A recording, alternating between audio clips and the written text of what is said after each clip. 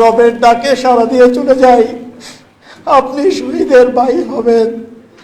আমার মাকে বলেছিল আমি যদি মা চলে যাই আপনি শহীদের মা হবেন, এর চেয়ে আর গর্বের কিছু নাই। কিন্তু আমি শহীদের ভাই হতে চাই নাই।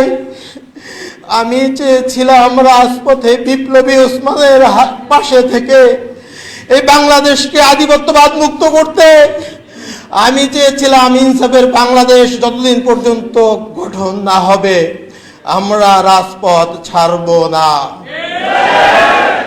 কিন্তু আজকে ওসমান চলে গেছেন, আল্লাহ ওকে তার সর্বোচ্চ পুরস্কার দিয়ে নিয়ে গেছেন। শুক্রবারের জুমার নামাজের পরে সে গুলিবিদ্ধ হয়ে পরবর্তী শুক্রবার রাতে সে ইন্তেকাল করেছেন সিঙ্গাপুরে। আমাদের পরিবার, ইনকিলাব মঞ্চের ভাই ব্রাদাররা আমরা ঘটনার আকস্মিকতায় ধুমড়ে মুচড়ে গেছি। আমরা এখনো স্বাভাবিক জীবনে ফিরতে পারি নাই। জানি না আমরা স্বাভাবিক জীবনে ফিরতে পারবো কিনা। আমাদের শহীদ পরিবার, ইনকিলাব মঞ্চ, ওসমান গনির লাখো লাখো ভালোবাসার জনগণ, বিপ্লবী ছাত্র জনতা, সবার কাছে আমার একটাই দাবি, ওসমান যে বিপ্লবী আন্দোলন করেছিলেন, সে যে আন্দোলনের জন্য শহীদ হয়েছেন, পরবর্তীতে তার অসমাপ্ত বিপ্লবকে আপনারাই সমাপ্ত করবেন ইনশাআল্লাহ। আমরা ওসমান হাদির পক্ষ থেকে কোনো পারিবারিক আর্থিক সহযোগিতা চাই না, কোনো অনুদান চাই না, শুধু একটাই চাই, ওসমান হাদির অসমাপ্ত বিপ্লবকে আপনারা সমাপ্ত করবেন। আপনারা যদি রাজি থাকেন আমার সাথে ওয়াদা করেন, ইনসাফের বাংলাদেশ গঠন না হওয়া পর্যন্ত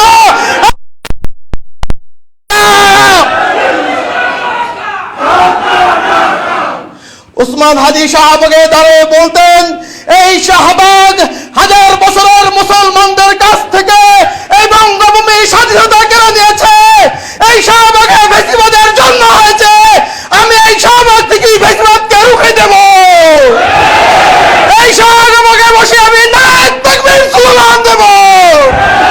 যদি আপনারা হাদিকে ভালোবাসেন, হাদির হত্যার বিচার চান, ওই শাহবাগকে ফ্যাসিবাদ মুক্ত, ভারতীয় আধিপত্যবাদ মুক্ত কায়েম করতে হলে আপনাদেরকে আন্দোলন অব্যাহত রাখতে হবে। আমি আমার বক্তৃতা শেষ করছি। আপনারা হাদির 8 মাসের সন্তানের জন্য দোয়া করবেন, ওর ওয়াইফের জন্য দোয়া করবেন। হাদির ছোট বোন, আমার বাবা মৃত্যুর পরে আমরা 2 ভাই অসহায় ছিলাম। আমার ছোট বোন আমাদেরকে বড় করেছেন, তার বেতনের টাকা দিয়ে আমাদেরকে পড়াশোনা করেছেন। ও খুব বেশি অসহায় হয়ে পড়েছে, মানসিকভাবে অসুস্থ হয়ে গেছে। খাস করে ওর জন্য আপনারা দোয়া করবেন। আল্লাহ আপনাদেরকে ওসমানের স্বপ্নকে বাস্তবায়ন করার তৌফিক দান করুক। আমিন।